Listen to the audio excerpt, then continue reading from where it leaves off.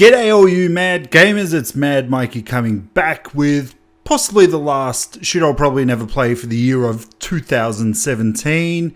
It's the 21st edition and there's been a lot of games coming and going this year and it has been a fantastic ride that I've been sharing with you guys. This was actually how I started my YouTube creation channel and everything like that. So guys, going to get into the shit I'll probably never play, although I've been playing them a fair bit these days. But yeah, we're going to say stuff YouTube and just stick with the shit I'll probably never play. Damned if I don't get any revenue off of it. Ladies and gentlemen, boys and girls, children of all ages, YouTube proudly presents to you its number one, I think, gaming collecting show in the world. I am Mad Mikey, and this is the shit I'll probably never play. Mad Mikey Gaming. That's right guys, 21st edition, I'm Mad Mikey, I come from the bloody land down under, and fair warning, as I said, these are going to be a lot of new games. Haven't been getting around to much retro game collecting these days. Just retro games are getting to be very expensive around here and hard to find. But guys, don't forget, if you like today's video, don't forget, give it a thumbs up, share it with your friends, and like. Oh, I've already said like. Subscribe if this is the first time you've watched it. But guys, thank you so much for the past year. You've always been there to have a good chat with me. The guys that have always been there and the guys that I do buy off of on the regularly. Salute you, ladies and gentlemen. So let's get into probably the last lot of games for this year. Now, starting off on the Nintendo Switch, I picked up Xenoblade Chronicles 2 for the Nintendo Switch. Had some playtime with this so far and thoroughly enjoying it. I love how different in terms of RPGs that this game is. I've actually got like it on the Wii U as the Wii version. I don't actually have the Wii version of it, because that one's, yeah, it's a bit expensive. Also got it on the new 3DS. So having the second one, the sequel, this one's actually turning out to be really good. Few sort of texture issues so far in the game, but not taking it away from me. I did hear on the weekend when I was doing the Gamer Nation podcast that in handheld mode that it does get a bit laggy, but I don't know, I haven't tried it yet. I'll let you guys know because I'll probably be playing it this week at work. And the next one that I picked up Guitar Hero Live on the Xbox One.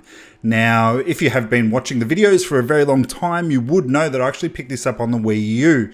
Now, the reason that I did get it on the Xbox 360 was because A, it was 25, well, not Xbox 360. Ooh. On the Xbox One was because the Wii U version, that far away from the actual Wii U, it just does not connect. The wireless signal doesn't connect between the guitar and the actual system. So I've never actually been able to play this. The only other times that I've played it have been when it's at PAX in little game rooms and things like that. So I did test this out on the Xbox One and it works amazingly well. So I was really happy with that. It was about $25, I want to say, so didn't hit the pocket too hard, but whether I'll play it or not, I've sort of set it up in the games room. Next up is a couple of games, and these are going to be possibly the last ones that I buy from this company for a very long time. Now, the first one was Star Wars Battlefront 2. Now, the reason that I'm not actually buying from EA for a long time now is because I do not in one bit agree with their corporate principles, their whole loot boxes, what they've actually done with this.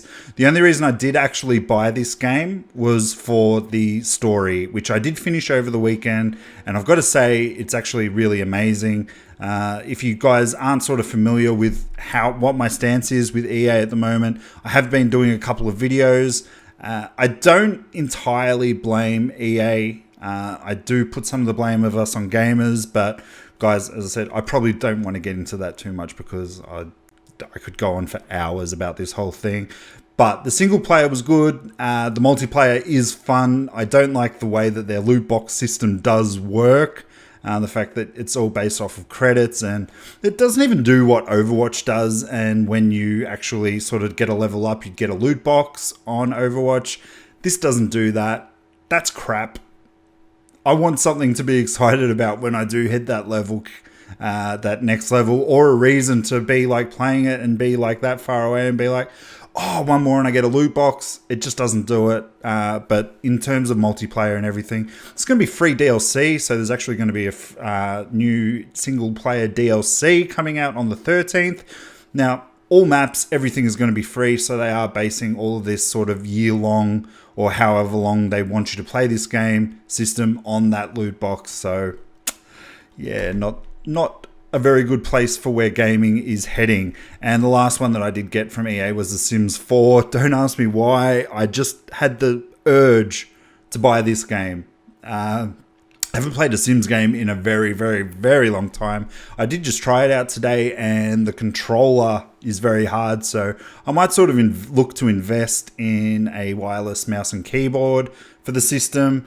But it's something that can be a lot of fun. I've seen a lot of Twitch streamers and YouTube streamers playing the game a lot.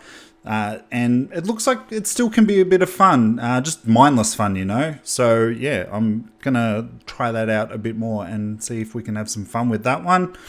Next one, now I was tossing up about actually getting this on the Nintendo Switch, but it requires memory card. And I don't have the fundage for a 256 gig memory card at the moment, so I ended up getting on the Xbox One. It's LA Noire. The reason I got it on the Xbox One is because it's got the 4K and the HDR. It doesn't so much sort of show that in the cutscene areas. It looks like it's still your sort of your 1080p, not the clearest of all pictures, but when the gameplay does play, it is crisp and it is totally in 4K. As I got the Xbox One X now, it is looking quite nice. It's good to return to this game. Again, I've just been really just picking up a couple of games today and trying them out.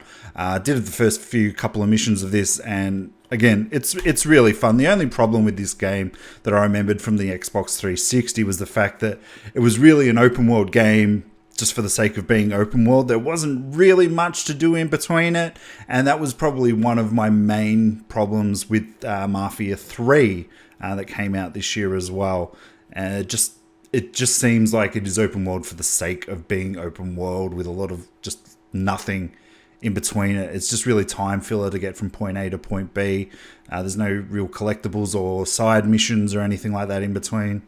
But the whole detective and investigating and, well, what's the word I'm looking for? And just where you interrogate the guys, that's what makes this game what it is. And also, just in terms of the last of the new games that I had picked up, I did pick up Ghost Recon Wildlands, the deluxe edition on the Xbox One. I do have this on the PlayStation 4. It did say that it got an Xbox One X patch, so I do want to sort of play this on the Xbox. I've tried to play it so many times on the PlayStation 4, so I honestly do not understand why I picked this up. It was just cheap. I got it in a bundle.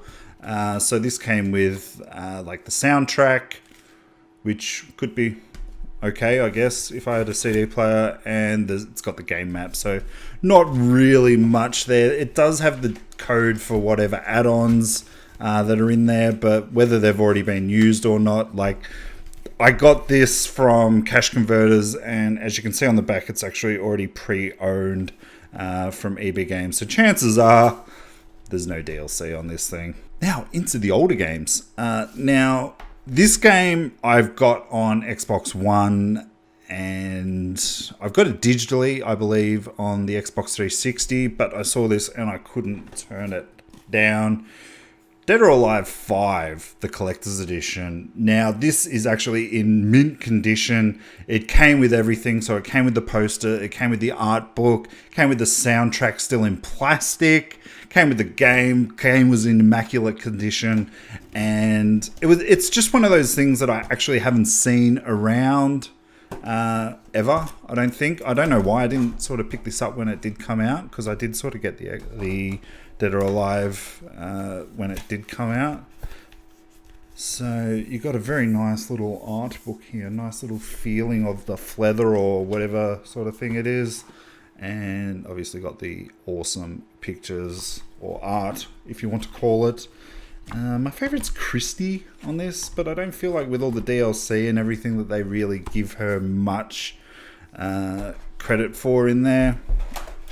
She doesn't get really the best one, so I assume that this is just the poster. And as I said, we've got the soundtrack. Really awesome. I was actually really wrapped with that. I was not expecting to find it in as good condition as I did find it, you know? So it was always a surprise. And just the back. It's a bit of a big bastard, this one. And last of all, now I thought I actually had this game on the original Xbox, and it's Brute Force. So as you can see, I got it for $5 at Cash Converters, and one of the long-time followers, Adam, just posted me a picture today. He was doing some CEX shopping, and it was $1.50 there, and I was like, oh, god damn it! It's alright. It's only $3.50 difference. Now, as I said, I actually thought that I had this game. I actually bought this game when it came out. Had a bit of fun with it on the weekend. I actually had some friends visiting me from WA, and we actually had a lot of multiplayer fun on that, just on the old OG Xbox, on the CRT TV. It was really like, when they left, I was like, lost a lot of interest in it, and I was just like, you know what, I'm going to trade it in. But yeah, again, $5. I was pretty happy to pick that up. And as I said, I was really surprised that I actually didn't have it in the collection. But guys, that's looking like it's going to be it for this year. 21 episodes this year. I wish there was going to be more, but there just wasn't. Like, I've more recently just been playing the actual games. So I've been enjoying them. As I said, like, I've finished Star Wars. I've been playing other games. I've been playing the Nintendo Switch quite a lot at work and on the sort of off-dock mode. So, yeah. Guys, let me know what you've picked up recently. And got any little steals or anything in there? But there still will be videos coming out during the week. It's that time of year just where I don't have any money. I've got a lot of things coming up on top of Christmas. Work gets a bit busy because they want to make sure that everything's done by the new year. And oh god, it's just... December is not a happy month for me. But guys, if I do pick up anything else before the year's end, I'll definitely jump on and put it up here. I'm really not expecting to be able to sort of come on and sort of bring on like 5 to 10 games that would be really worth the time of showing you.